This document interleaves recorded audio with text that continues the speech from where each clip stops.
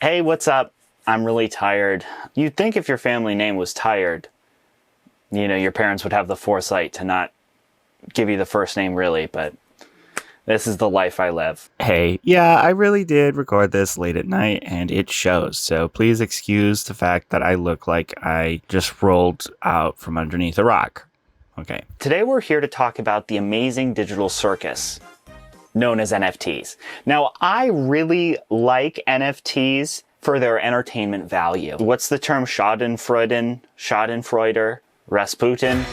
I find NFTs really entertaining. They're stupid, but I really enjoy watching, news and videos and stuff discussing NFTs because I found the unraveling of everything really fascinating.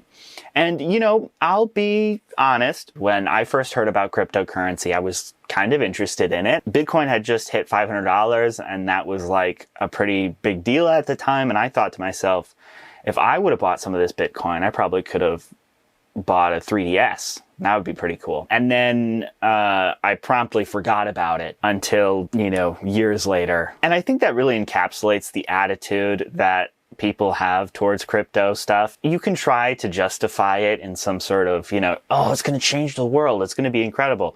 But really, when you come down to it, it's an opportunity to make money. Essentially, all the things that are supposed to be good about it are kind of like its downfall, like the decentralized stuff. You have these Bitcoin mining companies who control basically all of the way that the transactions are verified and stuff. Like, that's pretty centralized.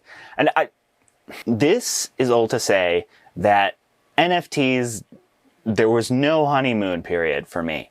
I was immediately like, this seems really dumb. There were plenty of people who were talking about how this is going to be really great for artists or something and like creative people. And I was like, oh, maybe there's something to that. It'd be great if that was the case. But like most things that have the potential to help creators and artists, it was mostly just used by people who exploited creators and artists to make money for themselves. In one of my college classes, and this was kind of at, the peak and frankly the beginning of the decline for NFTs. We had somebody who was essentially like an NFT hobbyist come in and kind of explain to everyone what everything was all about. And one of the things this person mentioned was that they work at a major corporation. That's what they said.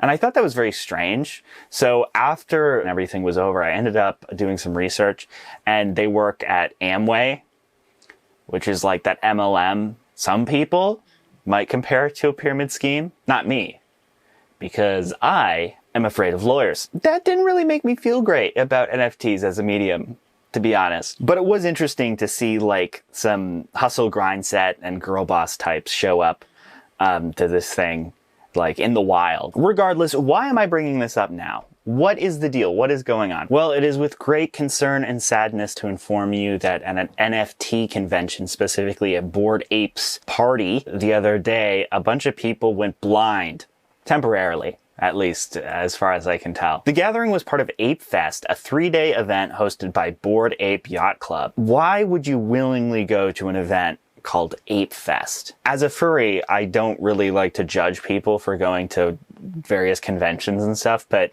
anyone else's eyes burning from last night? It was really bad. I had to go to the hospital.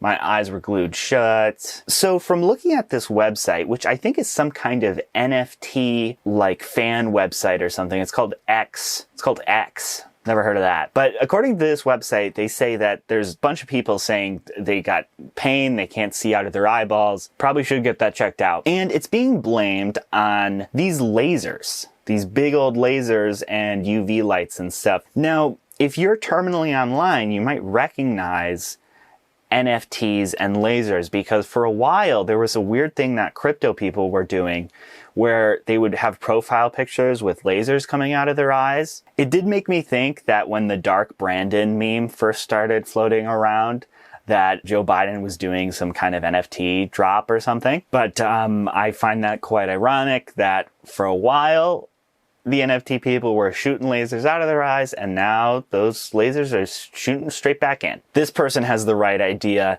The lasers were actually going into their eyes the entire time. Let's take a look here. Oh my God. Oh my God, that place is packed. Oh my God. Look at how many people are there. We got 1, 2, 5, 6. There might be a 7th person over here, I think. Wow. We are aware of the situation and are taking it seriously, says this Yuga Labs spokesperson. I gotta say, being the spokesperson of an NFT company must be absolutely insane. I'm not sure if you're aware, and this is a little bit conspiratorial, but the Bored Ape NFT thing, there's been some accusations of it having like really messed up symbolism and stuff incorporated into it. There's a really good video about it that is very interesting. But the idea of juggling stuff like that, you know, trying to explain why there's some kind of terrible symbolism in this image that you're selling for $700,000, and then also being like, oh yeah, we blinded a bunch of people at a party. Like, Emily, I hope you're getting paid well, because holy moly. You know, I don't wish harm to anyone.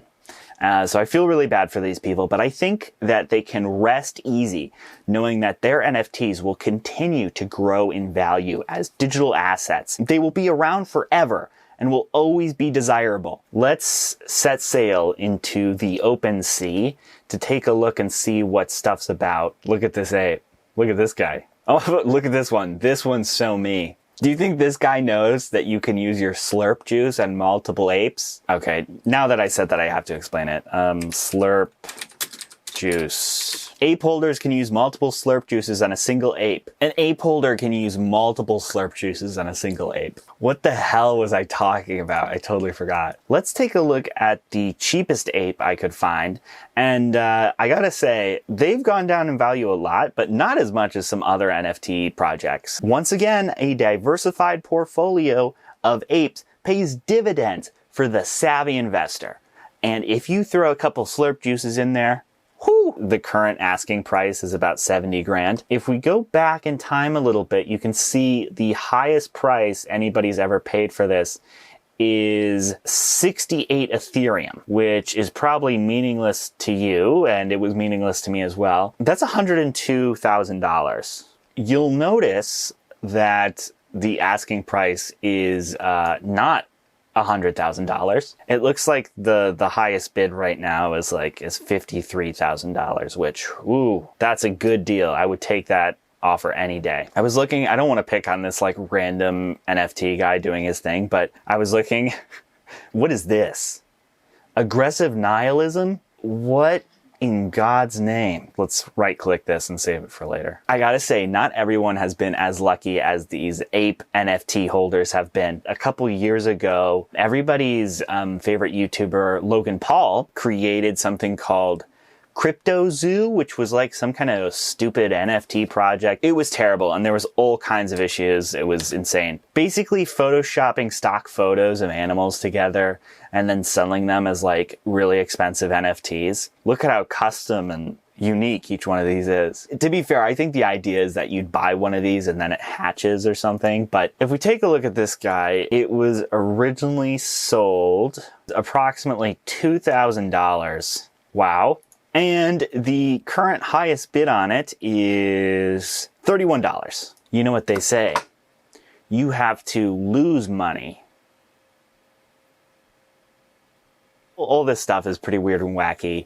I find it extremely entertaining. I guess that's it. That's all I have to say. If you like this video, subscribe and please like it. Like the video and leave me a comment. Do it. I just noticed my selfie light turned off. Okay. That doesn't help me now. It does it because the video's over.